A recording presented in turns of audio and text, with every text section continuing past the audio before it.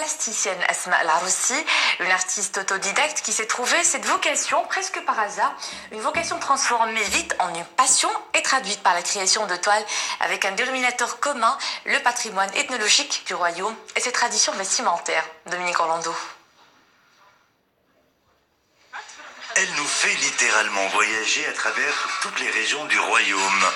Les portraits qu'elle esquisse très patiemment dans son petit atelier sont donc une invitation à la découverte de tout ce qui constitue les us et coutumes du Rarb, de l'Oriental, du Sahara, de Marrakech, de Fès ou d'Azemmour.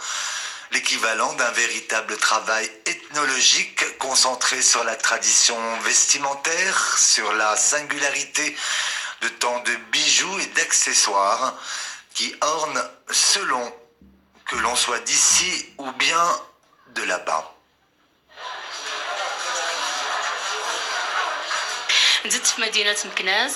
Je suis née à Meknès. J'étais douée assez tard, mais le talent à lui seul ne suffit pas. La formation était nécessaire pour moi.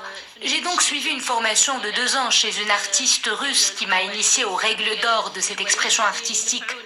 Tout ce que j'ai acquis auprès d'elle, j'ai essayé de l'introduire dans notre patrimoine qui est riche par ses couleurs, ses matières et ses accessoires. D'ailleurs, tout cela, vous le percevez dans mes toiles.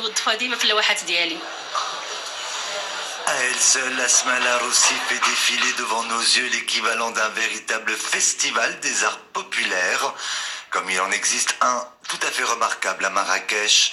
Son souci du détail est plutôt éloquent, elle a même choisi de l'étendre au continent africain, dont elle nous restitue la variété des tissus et des couleurs. Avoir chez soi l'un ou l'autre de ces tableaux, c'est s'assurer d'en discuter avec d'autres la provenance et l'origine. En d'autres mots, son travail nous oblige presque à repenser l'immense richesse et variété du patrimoine national marocain. Si vous cherchez un